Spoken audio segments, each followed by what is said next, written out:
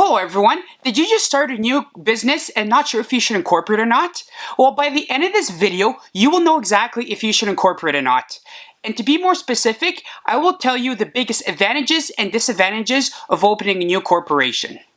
Before you do anything, the first thing you should do is go have a conversation with your accountant and your lawyer so that they will be able to give you all your options on the table so that you can make a good concrete decision. When it comes to deciding if you should incorporate your business or not, this is probably one of the biggest decisions that you need to make because it can cost you a lot of money if you don't do it the right way. So my goal for the video is to lay everything out on the table for you and know exactly the main things that you should know if you're considering incorporating your business. For those of you who don't know me, my name is Ryan Banks and my channel is about financial tips and tricks that you can bank on. And I post videos every second Monday at 5 p.m. Eastern.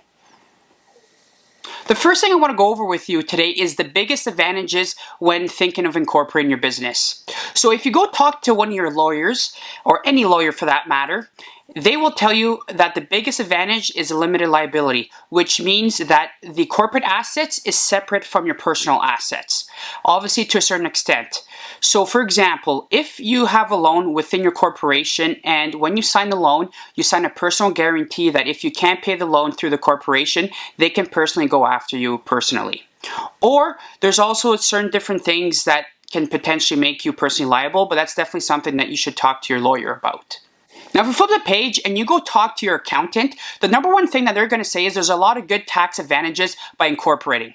So there's a term called small business deduction, which means that the first $500,000 of profit or taxable income in tax terms will be taxed at a way lower rate. So in Ontario, it's around 12%, but this varies province to province. So this means that out of the first $500,000 of your income, they will be taxed at 12%.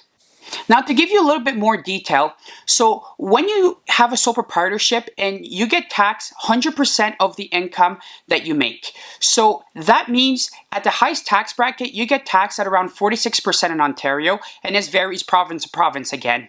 But in a corporation, you get taxed on your profit at 12% on the first $500,000. And then if you keep the money into the corporation, you don't pay the other taxes. But when you start taking money out of the corporation, that's where you get taxed that extra 34%. So this is a term in tax terms called attribution. So let's say you take out all the money out of the corporation versus having a sole proprietorship, you'll be taxed the exact same amount. But the advantages of a corporation is if you don't take out all the money out right away, that means you get to save or defer to pay taxes later on that 34% that you will be taxed personally at the highest tax bracket. So this is just something to think about, and if you plan on not spending or taking out all the money out of your corporation, then incorporating is definitely a great advantage for you. Now there is one thing that I just want to disclose or give you some information on. So the government of Canada came out with a new rule a couple years ago where, let's say you have investment income from the profit that you save that you don't take out of the corporation. If you have $50,000 of investment income, your small business deduction is going to start reducing. And it will be completely wiped out if you have $150,000 or more of investment income. So this becomes a prorated amount. So let's say you have $100,000 of investment income, then you'll lose 50% of your small business deductions, which means you get taxed at a lower rate for only $250,000 instead of $500,000. So that's definitely something to consider as well. One thing I want to mention with you is if you're not the sole owner of your corporation and you have other partners, one thing that you want to discuss with your lawyer is a shareholders agreement. And this means it gives you a plan of just in case if one of your partners decides to leave for whatever reason, you will be able to have a plan so you don't have any legal battles and a lot of headaches down the road if that ever comes to happen. Now, to give you a whole picture to see if incorporating is good or not for you, I'm going to tell you a few disadvantages. So number one, your lawyer. They definitely have some startup costs with that, where your lawyer will charge you to incorporate your business. And that will probably charge you around $1,500 or $2,000. And if you decide to have a shareholders agreement, that's also going to give you an extra few $100s to pay. Now, number 2 for startup costs is guys like me or your accountant, where you will have a good conversation with them on how you want to structure your corporation, and they will draft up instructions to give to your lawyer so that they can properly set up your business. Now, the next thing you need to think about is the annual costs of running your corporation. In a sole proprietorship, you can put all your investment activity into your T1 or your personal tax return. But when it comes to a corporation, you need to file a T2 or a corporate tax return. So this will probably charge you around $2,000 to $3,000 for a basic return, and it depends on how complicated or how many transactions you have inside your corporation. Now, the last thing I want to touch upon with you today, and it doesn't matter if you have a sole proprietorship or corporation, one thing I want you to keep in mind is that there are always some HST filings and some payroll reports for you to do if it's applicable for your company. So for HST returns, if you have or plan to have more than $30,000 of revenue per year, you'll need to start having HST reports to do on CRA.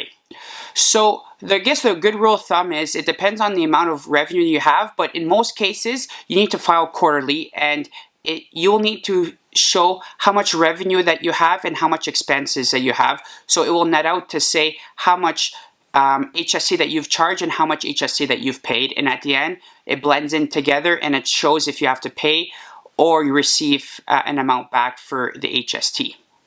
And now for payroll. If you have any employees or if you plan to pay yourself through your corporation through a salary-based method, there's definitely some source deductions that you need to pay and remit every month.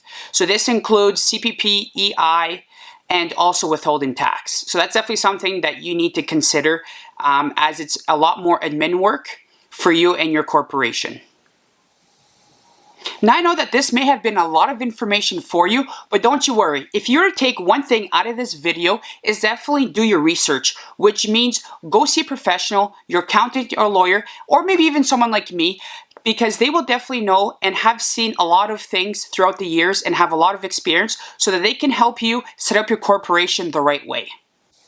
Now I just want to give you a quick little summary about incorporating. If you plan on not keeping the money inside the corporation, that definitely wouldn't suggest incorporating because there are a lot of startup costs when thinking about corporation and also annual costs to file those corporate tax returns. Another thing that I did mention is if you plan to start a corporation and you want to pass it down to your children by the time you retire, or if you plan to sell it when you retire, it's definitely a good way to have a business and set up a little side fund for retirement. If you have any questions, you could definitely email me at ryanbankscpa@gmail.com, or you can write a comment below. So I just want to thank you for watching the video, and I hope you have a great day.